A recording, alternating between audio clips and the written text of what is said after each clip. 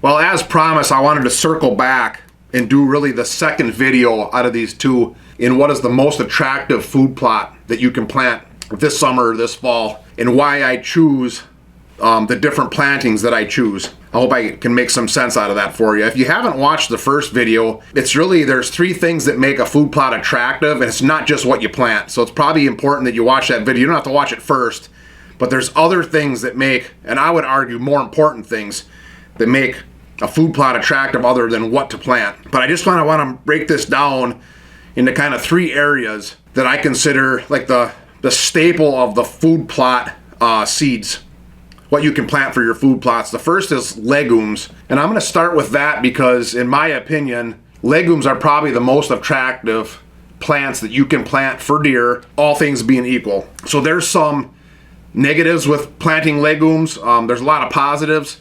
But all things being equal, legumes are probably the most attractive. And then there we have alfalfa, soybeans, clovers, things like lab, peanuts, your peas, like your Austrian winter peas. These are all legumes. Very highly attractive to deer, and I'm thinking it's probably because they're very palatable, high protein content. Deer just like them. And in that group, I want to say out of anything green that I have ever hunted in my life, and I've not been exposed to everything, but a lot of things, alfalfa is probably the most attractive by itself that I've been ever either planted or been able to hunt by. Probably tied with green soybeans, so green before they start to dry down in the fall. As with most legumes, soybeans obviously dry down and mature and you get the bean. But your clovers and your alfalfas and even your peas, even your winter hardy peas, when you start getting some hard frosts, it'll set these dormant. And when they go dormant, their attractability really kind of plummets. And I had firsthand experience growing up hunting alfalfa fields in dairy country in Wisconsin. So that was my experience my whole life, was when you got these hard frosts, even a little bit of snow, the attractiveness of an alfalfa field or a clover plot would just plummet. But that's just not the case anymore, or I should say lately. More and more it seems like our falls are warmer and warmer. We get killing frosts for like flowers and stuff like that. But a really hard frost to set a clover field or an alfalfa field, food plot, dormant, it just takes some really cold weather. You know, even back-to-back days where you're starting to freeze that top couple inches of soil. This year, going into one of my late muzzleloader spots, it was December 30th, and I snapped a picture of some alfalfa that I had to walk by that was still growing. It was still had fresh growth right from the ground, and it was December 30th. So I'm starting to rethink the whole frost setting legumes in a dormancy thing. So I'm considering maybe putting in more legume food plots in the future, and maybe even going back to a little bit of alfalfa. Let's talk about alfalfa a little bit. Alfalfa is hard to grow because it doesn't like wet feet, so it's got to have, good drainage around it. It doesn't tolerate low pH, so you have to have a way to correct for pH. It needs a fair amount of fertility. It's very susceptible to diseases and pesticides. I have a farmer friend down the road from me. I was just talking to him the other day about alfalfa, and he said most years he has to spray for either disease or insects on his big production alfalfa fields. He puts up a lot of hay, so I don't know if he's putting in a couple hundred acres of alfalfa, but he said on most years he's having to go back and spray for disease or pesticides, and that's just not something that a lot of food plotters are going to want to deal with. Conversely, on a clover plot, I just don't generally have to do that. Clover, on the other hand, seems like a first seeding, like the first year seeding of clover is the best, most attractive to deer. And then after that, it just kind of seems to taper off. And even though you can get that clover patch to last, 3 or 4 or 5 years, it just seems like the attractiveness starts to drop off after that first year. The one strategy I've used on clover plots is to, someone's texting me there. The one strategy I've used to help keep my clover plots fresh is to overseed a little bit of fresh seed every spring. So you get that new seeding, that new vigor. But it just seems like they just kind of, after the first year, they fall off. Alfalfa, not so much. As long as you have a good stand of alfalfa, that just seems to go on for a long period of time. Peas, I'll sometimes mix in with my fall blend. I tried peanuts years ago. Hard for weed control. Deer love peanuts, the green part of the peanut plant. But pretty tough to grow them, at least in the Midwest. And I haven't really got into a lot of the lab and stuff like that. But with any of these clovers, just be careful when the hard frosts hit, what that can do to, especially like green soybeans or lab or something like that. If it kills that plant, the attractability goes to zero. So after legumes, the staple for me is kind of your cereal grains. Oats, winter wheat, winter rye, and triticale. In my opinion, I just want to take a step back there. When I used to live in Wisconsin, I had a test plot, secluded from any roads or anything like that, but I could watch with binoculars what would come out on that test plot. And one of the things I tested was, what do deer like most? In that time, I had oats, winter rye, and winter wheat. And to me, it was fairly clear that deer liked oats first, then winter rye, then winter wheat. But after a heavy frost, and it doesn't have to be a really dramatic frost, but just a good killing frost, the oats obviously went away, and then it was winter rye and winter wheat. Now, if they only had the winter rye, or only had the winter wheat, or only had the oats, I'm confident the deer would have just still came and fed in that area. But it was pretty clear to me that it was oats, rye, and then wheat in attractiveness, which to me is great because it seems like I always have access to winter rye. So winter rye is kind of the backbone of all my food plots, and I'll get into what I plant in a second here. I just kind of want to go through the three areas. Then the third area, so we have the legumes, we have cereal grains. Now we're going to get into brassicas, which is things like kale, turnips, radishes, rape. These are kind of your brassicas. And my experience with brassicas are very hot and cold, very hit and miss. And it goes back to the three reasons that make a food plot attractive. When there's other things available, when there's other green forages available in an area, brassicas don't get hit that hard. If you're planting brassicas and they're getting hammered and it's working for you, and that's a good food plot for you as far as attractiveness, I'm not saying don't do it. I don't plant brassicas very much anymore, at least not as a monoculture, like just brassicas, because they're just too hot and cold. It's just too hit and miss. Some years I would plant brassicas on some farms and they would get just annihilated. It would be a very attractive food source. Other years, not so much. Some years I would plant like purple top turnips they would eat the forage in the fall, and then the bulbs, the turnips, in the winter and like the early spring. Some years you'd be putting in your next year's food plots, or you'd be planting corn or beans in that field, and the turnips were just rotting. The deer didn't touch them. So very hot and cold for me with brassica plantings. So I'm kind of starting to get away more and more away from any kind of brassicas. And if I do add brassicas to my food plot strategy, it'll be with a blend. I'll just add it with a blend that I feel a lot more confident in. The last area that I wanted to talk about are your grains. Corn, soybeans. I'm calling soybean a grain when it dries down and you get the soybean seed. Grain, sorghum, or milo. So your grains. And where grains really take over and shine is in the late season. I'm not saying the deer won't hit cut corn. I'm not saying deer won't hit soybeans in October and November. But where they really shine is late season. And when I say late season, I'm talking about once your snow or your heavy frosts have set back or stunted the growth of your legumes, and deer want just a high energy food source with a lot of calories that they can get at very quickly. Corn, soybeans, and grain sorghum really just kind of take over. For me, that's all about like end of November in the upper Midwest, and then December and January in like the lower Midwest. Like you start getting into southern Iowa and Missouri and like through Illinois and that kind of area there. You gotta get later in the season before they take off.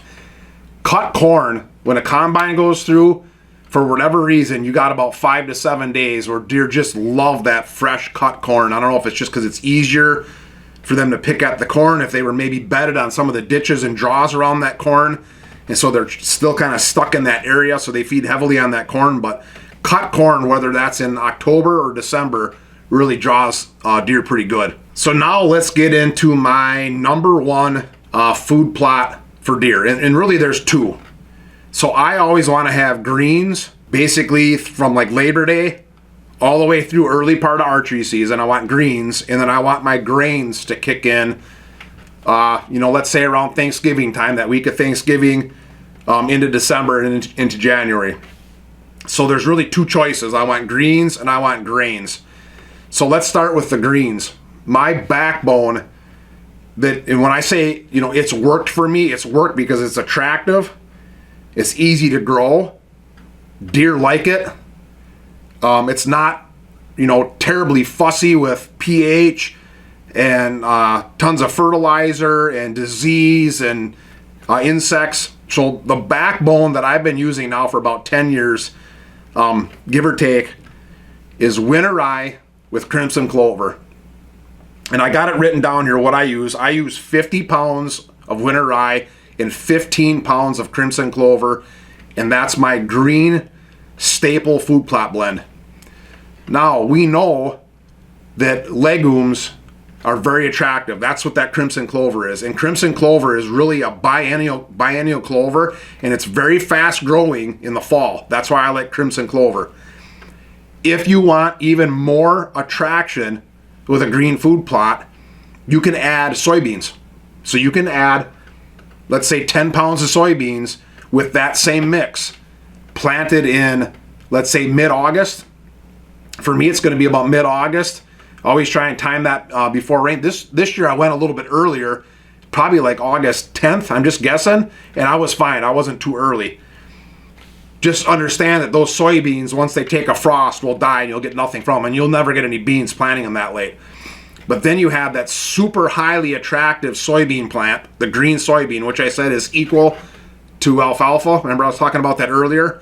That'll take you all the way through to your first heavy frost.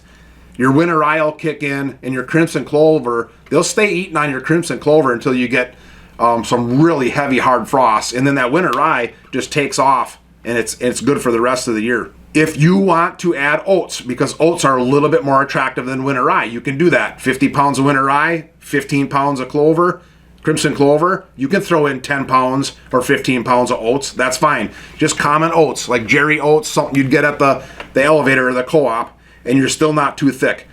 A lot of people will say 50 pounds of rye per acre is not enough. And I would say start with that. So start with 50 pounds an acre winter rye, 15 pounds of crimson clover. You can always go up from there.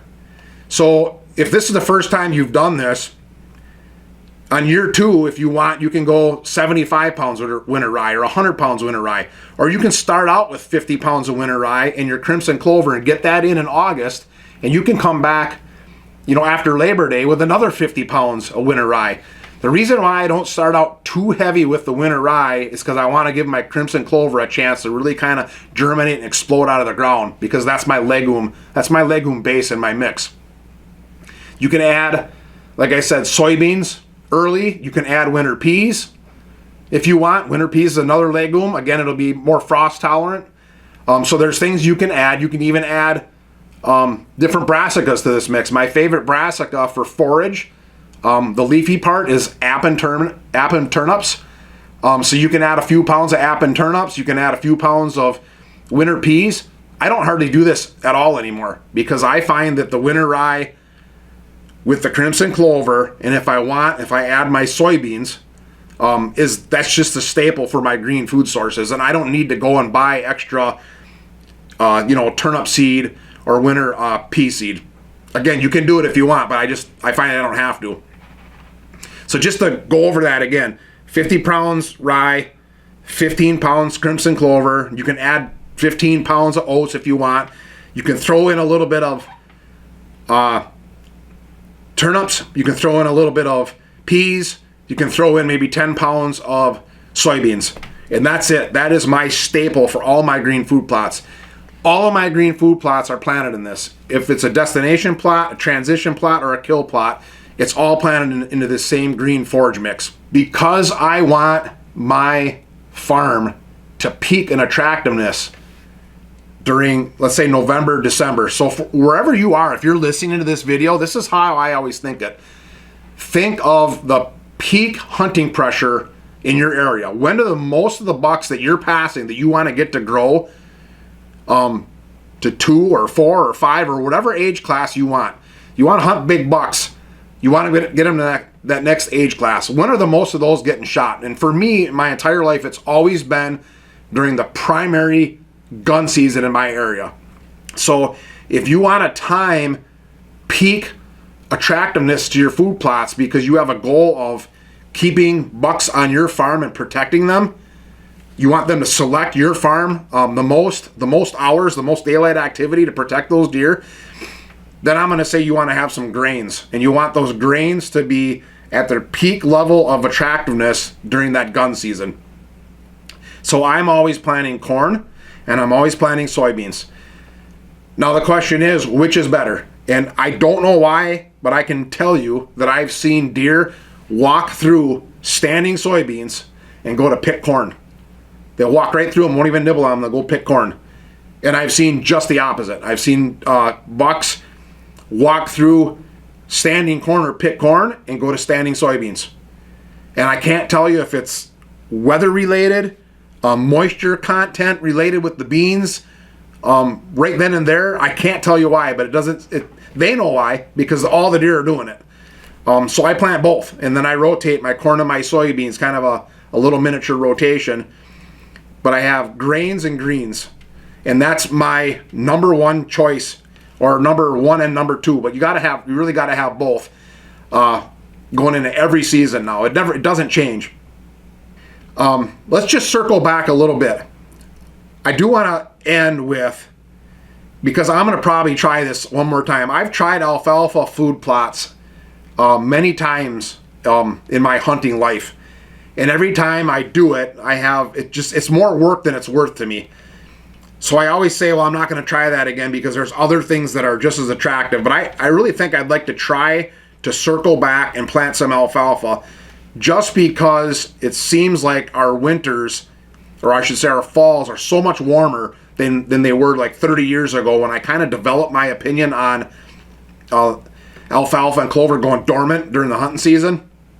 So I might circle back and try a little bit of alfalfa. If you can pull off alfalfa, if you have a way to spread lime to keep your pH where it needs to be, and soil test for your proper nutrition, and maybe you can get a neighbor farmer, or you can even bale the hay, because it seems like alfalfa sure does better if it's baled as opposed to getting just brush cut or mowed. I would say go for it, but you don't have to. So that's really my number one and number two. It's not even number one and number two. It's number one and number 1A. My green blend, staple for all my green food plots. So greens and then grains, corn and soybeans. And that gives my farm an attractive supplemental food source to supplement the habitat, which is really number one. But those two food plot types make my farms attractive throughout the hunting season.